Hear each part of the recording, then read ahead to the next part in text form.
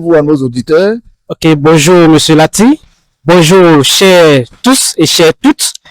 Je suis Guy Serge Vouiro, doctorant en philosophie politique et sociale. Je suis expert formateur en culture des droits humains et éducation citoyenne. Et je suis par ailleurs le directeur exécutif du Club Union africaine Côte d'Ivoire. Alors, la philosophie politique, c'est quoi? Qu'est-ce que c'est? La philosophie politique, Monsieur Lati, c'est en tout cas cette discipline, bien cette matière qui pense la vie politique en société. Voilà, donc à travers les concepts philosophiques, nous structurons déjà tout ce qui doit être, en tout cas, dans la normalité de la vie sociale. Voilà un peu ça. Vous savez, avec le concept philosophique, on a souvent le vertige, hein, mais je sais que vous saurez les rendre très digestes pour nos auditeurs. Effectivement, La première effectivement. question que je m'en vais vous poser, c'est de savoir la dignité humaine, finalement, qu'est-ce que c'est? Avant d'aborder les fondements philosophiques, juridiques, qu'est-ce que la dignité humaine? Merci pour la question, Monsieur Latif, qui est d'ailleurs très cruciale, surtout en cette période électorale.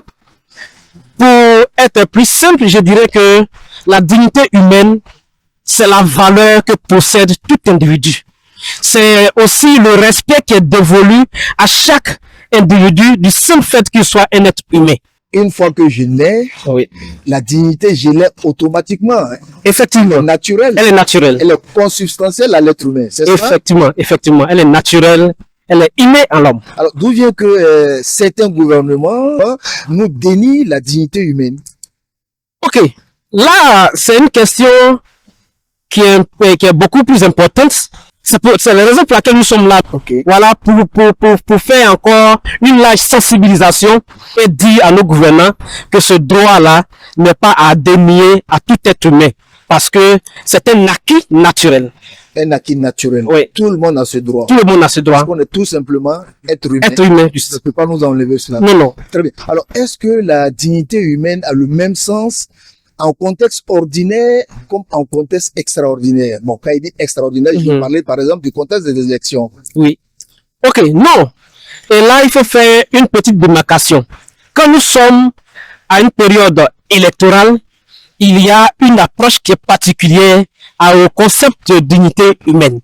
Par exemple, quand nous sommes dans le contexte électoral, on dira simplement la notion de la dignité humaine peut être simplement le fait qu'on accorde du respect au choix de tout individu. C'est-à-dire la personne qui n'est pas du même bord politique que moi, il faut que je fasse l'effort pour respecter son choix politique. Voilà. Ah, aussi, quand nous s'inscrivons dans le contexte électoral, la dignité humaine ou le respect de la dignité humaine suppose simplement le fait de rompre avec toute notion de violence, de rompre avec tout ce qui est discrimination, d'accorder simplement le choix, le libre choix à chacun, en tout cas de voter, parce que en réalité le vote c'est un droit mais pas une guerre.